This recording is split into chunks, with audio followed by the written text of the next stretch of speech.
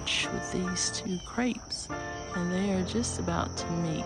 Sorry about the lighting, but yeah, they're just about to meet, and will create the natural arch or walkway going into this garden. Again, more Shasta daisies. Shastas are heavy with rain. In the back of this, we have another limelight.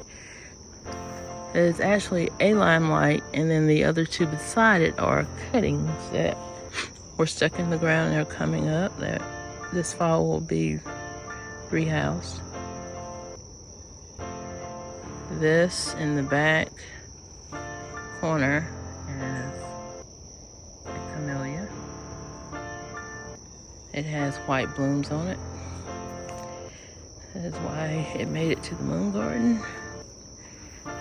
This limelight, I'm not sure, it defoliated, and then most of them came back like standards. Like, this is an entire shrub, but they only grew leaves on the top portion. So after the pruning, when the leaves came back out, they were sparse in the centers. I'm not sure. This rose bush was given to me by my students, and it was supposed to be a white blooming rose bush. Well, it is a mixed plant. It is pink and white, so it is still here. This is a Yeti spirea.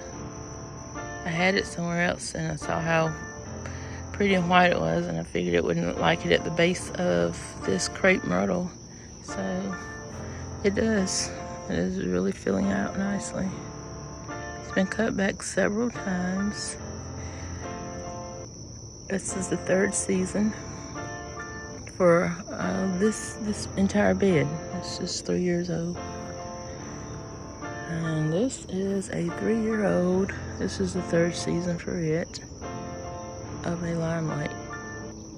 And it was cut down to about half the height that it is now. The last, I'd say, 2 feet of growth was this year. Full of blooms. Full of blooms. This is a moonflower. Yes, its name because it opens up with the changes of the moon. We'll see. Got a bloom coming out. Full moon's on the way. Or maybe it's here. I don't know. Usually once it gets to this stage of bloom, we've got about 2 days before it actually opens.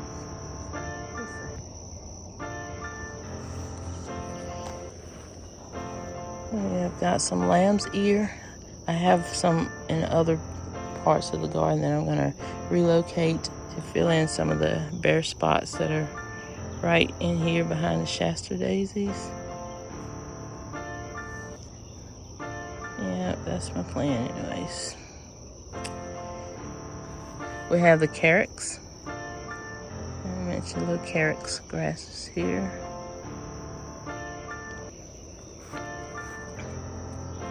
This is another incredible that came from a cutting, and there are 3 more cuttings beside, in front of it. And those 3 will be rehomed in the fall. It's one of my mini tree lilies back there in the back. Yeah. Kind of going over now. Agapanthus out here in the front. We have some phlox. All of these were clearance plants. This bed is 1.5 years old. And all the plants out here are clearance or repurposed plants from other parts of the garden. I call this the cut because we literally went in here and cut out all of the overgrowth trees and woods that were here. This was all just unused, so we repurposed the whole area. Everywhere can be a flower bed. In my yard, everywhere would be if I had that option. These were some clearance azaleas that, looking at the faded tag, which one they're still on here, I'll show you what it was sold as. And I'm looking at this picture thinking, okay, this is going to be white blooming. No, it's just a faded tag. They are definitely pink. So I looked up the name and the series, and yes, they are pink. Pink. These are some Millennium Alliums that are starting to come up. It was a little drift that I created of them across there. I have some zinnia seeds sprinkled in here that are starting to come up. Sorry about the shadows. Zinnia seeds that are coming up. Just kind of straight sow them. I'll wait till about the middle of June. Just scatter them about, because by then all of my pansies are really giving up. Yarrow. I've moved some salvia over here.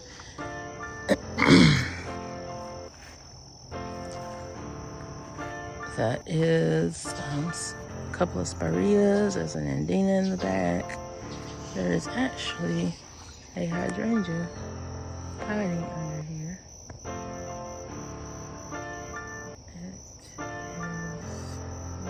going very well. It was moved to this area recently. Candy corn spirea. Right there. Very nice, very nice. Coming along. And that is the moon garden. And the last bed that we'll look at today, pardon the shadowing, is called Tar Heel. Of course, we garden in North Carolina. We are in a zone 7B. Some of this area has been labeled 8A, but I still plant for 7B as far as hardiness. So these are canopies of crepes.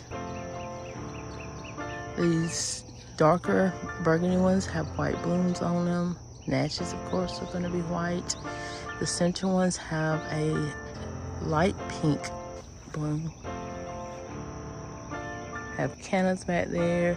This area originally was loaded down with gladiolas. So I don't know if they become victim of voles or if the roots from the gladiolas are suppressing them from coming up. I'm not sure what's going on, but this fall we'll explore that. See what's going on in there.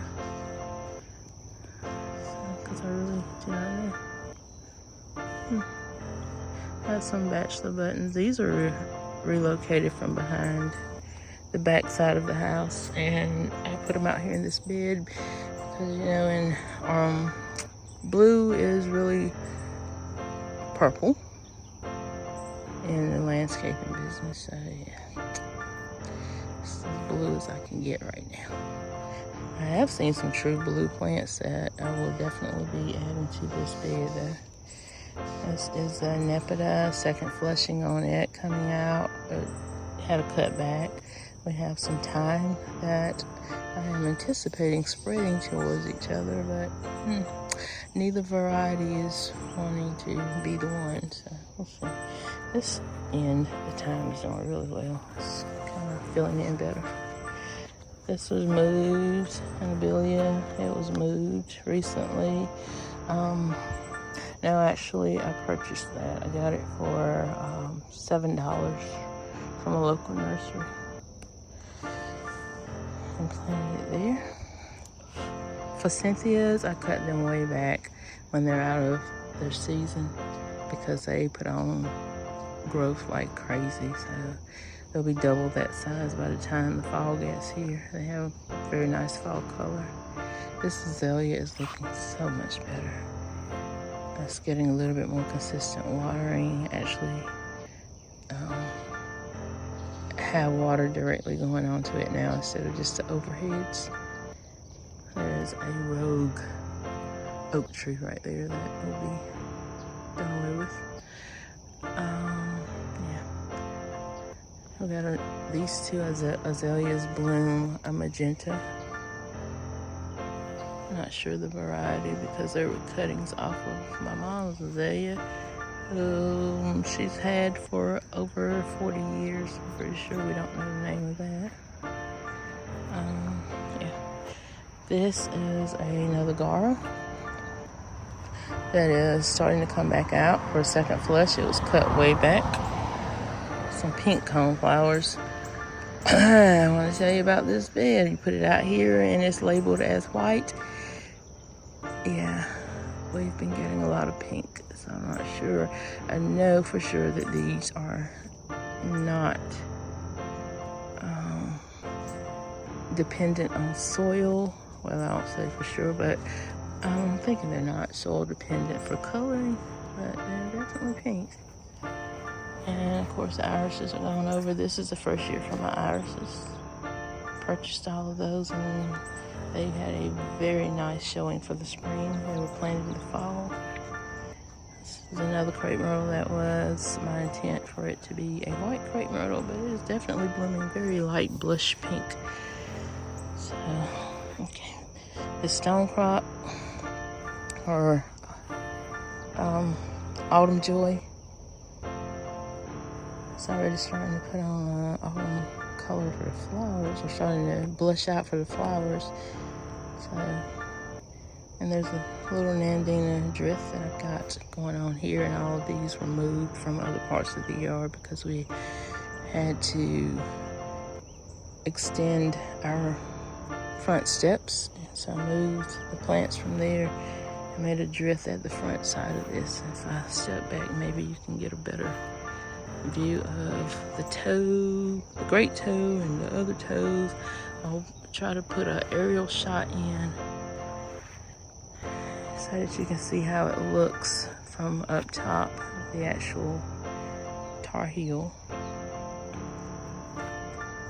We have another Weigelia back here in the back. So go around this pole so you can see that. It's another Weigelia here. It's getting ready to rebloom. It had a nice showing this spring.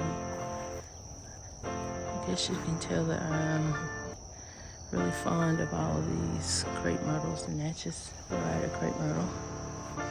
We have a ground cover down here that is starting to spread out and do nicely. It is the bugleweed. It has little purple flowers on it. This has not bloomed yet, but it is supposed to be a vanilla candence. That's what I hope is. That it'll be vanilla.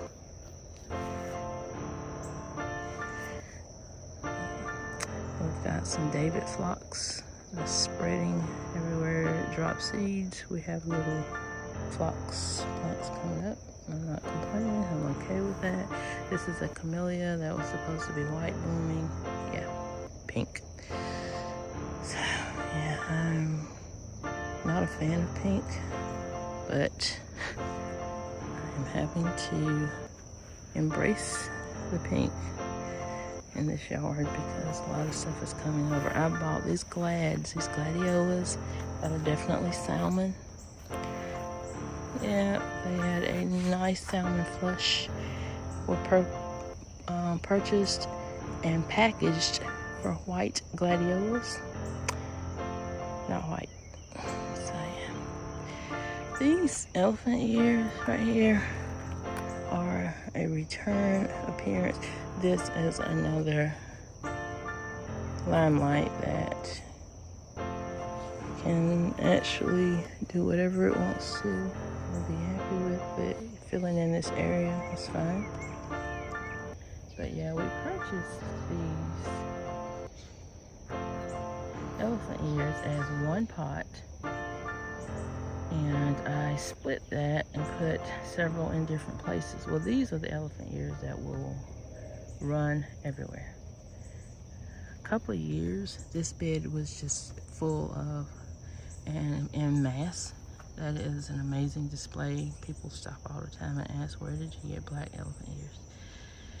Last year, not so many of them came out, but this year they are back in number. So we'll see. All right, well, thank you. Last but not least, this is my Oriental Lily. Smells amazing.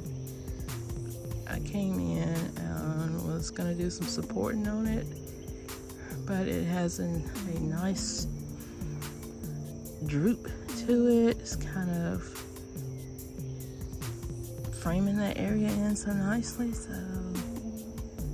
far so good. I hope I don't wait too late and it decides it doesn't want to stand up. But it's performing really good. Well, I want to thank y'all for joining me for our border and Tar Heel tour this morning, and appreciate you watching the video. Please subscribe and like the channel. Thank you for your support.